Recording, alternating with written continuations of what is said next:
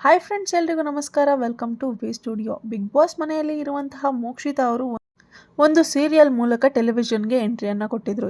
ಪಾರು ಸೀರಿಯಲ್ ಮೂಲಕ ಟೆಲಿವಿಷನ್ಗೆ ಎಂಟ್ರಿ ಕೊಟ್ಟಂತಹ ಮೋಕ್ಷಿತಾ ಅವರು ಪಾರು ಅಂದರೆ ನಮ್ಮನೆ ಮಗಳು ಅನ್ನುವಷ್ಟು ಜನರಿಗೆ ಇಷ್ಟವಾಗಿದ್ರು. ಈ ಒಂದು ನೇಮ್ ಫೇಮ್ ಗಿಟ್ಟಿಸ್ಕೊಂಡಂತಹ ಮೋಕ್ಷಿತಾ ಅವರು ಬಿಗ್ ಬಾಸ್ ಮನೆಗೂ ಕೂಡ ಎಂಟ್ರಿಯನ್ನು ಕೊಟ್ಟರು.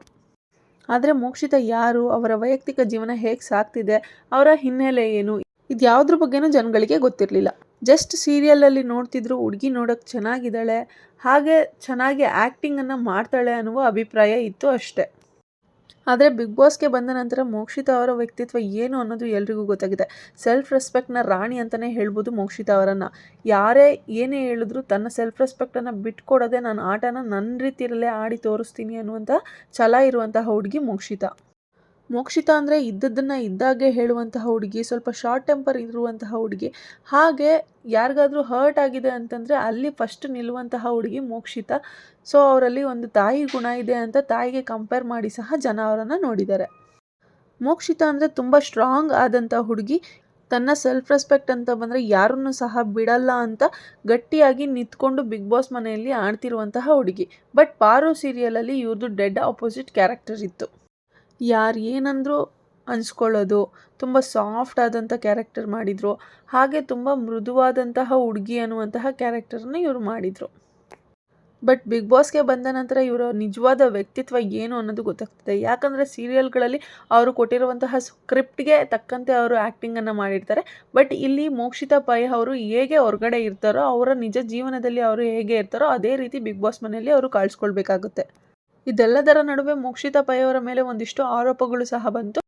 ಯಾವುದೇ ವಿಚಾರ ಆಗಿರ್ಬೋದು, ಸೋಷಿಯಲ್ ಮೀಡಿಯಾದಲ್ಲಿ ಹಿಂಗೆ ಬಂದು ಹಂಗೆ ಹೊರಟೋಗುತ್ತೆ ಅಂತಲೂ ಹೇಳ್ಬೋದು, ಅಥವಾ ಲೈಕ್ ಸೆಕೆಂಡ್ಸ್ಗಳಲ್ಲಿ ಸ್ಪ್ರೆಡ್ ಆಗೋಗುತ್ತೆ, ತುಂಬ ವೈರಲ್ ಆಗೋಗುತ್ತೆ ಅಂತಲೂ ಹೇಳ್ಬೋದು.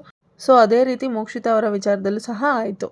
ಇದೆಲ್ಲವನ್ನು ಬಿಟ್ಟು ಮೋಕ್ಷಿತಾ ಅವರ ವೈಯಕ್ತಿಕ ಜೀವನದ ಬಗ್ಗೆ ಗೊತ್ತಿರುವಂತಹ ಜನರಿಗೆ ಮೋಕ್ಷಿತಾಗೆ ಒಬ್ಬ ತಮ್ಮ ಇದ್ದಾನೆ ಅನ್ನೋದು ಗೊತ್ತಿತ್ತು. ಹಾಗೆ ಅವ್ರಿಗೆ ಸ್ವಲ್ಪ ಆರೋಗ್ಯ ಸಮಸ್ಯೆ ಇದೆ ಅನ್ನೋದು ಗೊತ್ತಿತ್ತು. ಆ್ಯಂಡ್ ಆತ ವಿಶೇಷ ಚೇತನ ಅನ್ನೋದು ಸಹ ಗೊತ್ತಿತ್ತು. ಈ ಒಂದು ಹುಡುಗನನ್ನು ಮೋಕ್ಷಿತಾ ಅವರು ತಾಯಿಯಂತೆ ಕಾಪಾಡಿಕೊಂಡು ಬಂದಿದ್ದಾರೆ. ತಾಯಿನ ಸ್ಟಡೀಸ್ಗೆ ಅಂತ ಕಳಿಸಿ ಇದ್ರ ಬಗ್ಗೆ ಸ್ಟಡಿ ಮಾಡಿಕೊಂಡು ಆ ಹುಡುಗನ ನೋಡ್ಕೊಳ್ಳೋದಕ್ಕೆ ಏನೇನು ಬೇಕೋ ಅದೆಲ್ಲ ಪ್ರಿಕಾಷನ್ಸ್ ತೊಗೊಂಡು ಬಾ ಅಂತ ತಾಯಿಗೆ ಓದ್ಕೊಳ್ಳೋದಕ್ಕೆ ಕಳಿಸಿ ತಾಯಿ ಸ್ಥಾನದಲ್ಲಿ ನಿಂತ್ಕೊಂಡು ಮೋಕ್ಷಿತಾ ಅವರು ತನ್ನ ತಮ್ಮನನ್ನು ನೋಡ್ಕೊಂಡಿದ್ರು. ಈ ರೀತಿ ಎಷ್ಟೇ ಕಷ್ಟ ಆದರೂ ಇಷ್ಟಪಟ್ಟು ನೋಡ್ಕೊಂಡಿದ್ದಂತಹ ತಮ್ಮ ಇವತ್ತು ಬಿಗ್ ಬಾಸ್ ಮನೆಗೆ ಬರ್ತಿದ್ದಾನೆ. ಸೊ ಇವತ್ತು ಬಿಗ್ ಬಾಸಲ್ಲಿ ಪ್ರಸಾರವಾಗುವ ಎಪಿಸೋಡ್ಗಳು ಸ್ವಲ್ಪ ಮನ ಮಿಡಿಯುವ ಆಗುತ್ತೆ ಅಂತ ಹೇಳೋದ್ರಲ್ಲಿ ಡೌಟೇ ಇಲ್ಲ. ಮೋಕ್ಷಿತಾ ಅವರ ತಮ್ಮ ಬಿಗ್ ಬಾಸ್ ಮನೆಗೆ ಬಂದಿರುವಂತಹ ಪ್ರೋಮೋ ಬಿಟ್ಟಿದ ತಕ್ಷಣ ಹಲವಾರು ಜನ ಕಾಯ್ಕೊಂಡು ಕೂತಿದ್ದಾರೆ, ಈ ಒಂದು ಎಪಿಸೋಡ್ನ ನಾವು ಯಾವಾಗ ನೋಡ್ತೀವಿ ಅಂತ. ಅದರಲ್ಲೂ ಸಹ ಮೋಕ್ಷಿತಾ ಪೈ ಅವರ ಫ್ಯಾನ್ಸ್ಗಳಂತೂ ತುಂಬಾ ಕಾತುರದಿಂದ ಕೂತಿದ್ದಾರೆ, ಲೈಕ್ ಯಾವಾಗ ನೋಡ್ತೀವಿ ಈ ಒಂದು ಎಪಿಸೋಡ್ನ ಅಂತ. ಬಿಗ್ ಬಾಸ್ ಮನೆಗೆ ಮೋಕ್ಷಿತಾ ಅವರ ತಮ್ಮ ವೀಲ್ ಚೇರ್ ಮೇಲೆ ಎಂಟ್ರಿಯನ್ನು ಕೊಟ್ಟಿದ್ದಾರೆ. ಹಾಗೆ ಅವರ ತಂದೆ ಮತ್ತು ತಾಯಿ ಕೂಡ ಎಂಟ್ರಿ ಕೊಟ್ಟಿದ್ದಾರೆ. ಆ್ಯಂಡ್ ಇವರ ಫ್ಯಾಮಿಲಿಯನ್ನು ನೋಡಿದಂತಹ ಮನೆ ಮಂದಿ ಎಲ್ಲ ಕಣ್ಣೀರನ್ನು ಇಟ್ಟಿದ್ದಾರೆ. ಗೌತಮಿ ಅಂತೂ ಬಿಕ್ಕಿ ಬಿಕ್ಕಿ ಅಳ್ತಿದ್ದಾರೆ.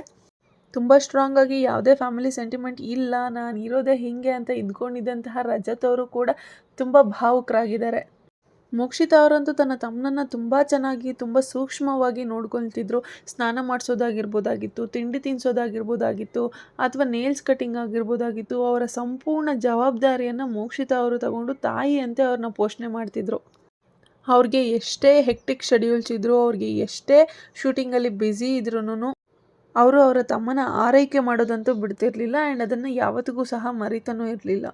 ಆ್ಯಂಡ್ ಅವರು ಬಿಗ್ ಬಾಸ್ಗೆ ಬರೋದಕ್ಕೂ ಮುಂಚೆನೂ ಅವ್ರು ಯೋಚನೆ ಮಾಡಿ ಬಂದಿರೋದಿದೆ, ಅವರನ್ನು ಬಿಟ್ಟು ನಾನು ಹೇಗೆ ಬರಲಿ ಅನ್ನೋದು. ಲೈಕ್ ಅವ್ರ ಜೊತೆ ಅವರ ಅಪ್ಪ ಇರ್ತಾರೆ, ಅವರ ಅಮ್ಮ ಇರ್ತಾರೆ, ಆದರೂ ಸಹ ಮೋಕ್ಷಿತಾ ಅವರು ಇಷ್ಟು ದಿವಸ ತಾಯಿಯಂತೆ ನೋಡ್ಕೊಂಡಿದ್ದಂತಹ ಕಾರಣ ಅವರನ್ನು ಬಿಟ್ಟು ಹೇಗೆ ಹೋಗೋದು ಅನ್ನೋದು ಒಂದು ಪ್ರಶ್ನೆ ಅವ್ರಿಗೆ ಕಾಣಿಸ್ತಿತ್ತು.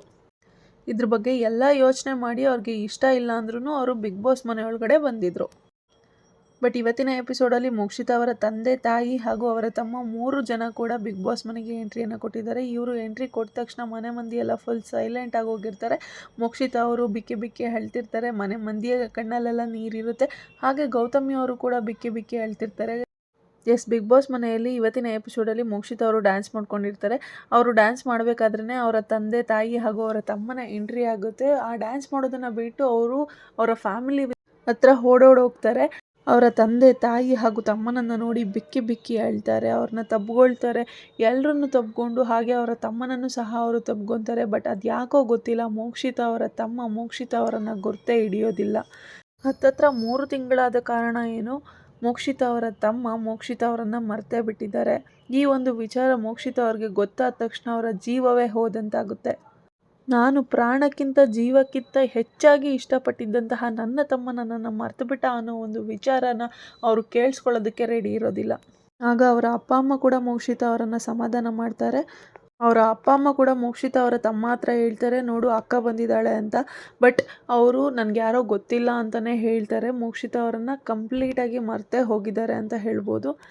ಅವರ ತಮ್ಮನಿಗೆ ನೆನಪು ಬರ್ಸೋದಕ್ಕೂ ಕೂಡ ಮೋಕ್ಷಿತಾ ಅವರು ತುಂಬಾ ಟ್ರೈ ಮಾಡ್ತಾರೆ, ತುಂಬಾ ಮಾತಾಡಿಸ್ತಾರೆ. ನಾನು ಕಣೋ ನಿಮ್ಮ ಅಕ್ಕ, ನಿನ್ನ ಆರೈಕೆ ಪೋಷಣೆ ಎಲ್ಲ ಮಾಡಿ ಬೆಳೆಸಿದಂತಹ ಅಕ್ಕ ನಾನು ಅಂತೆಲ್ಲ ಹೇಳ್ತಾರೆ.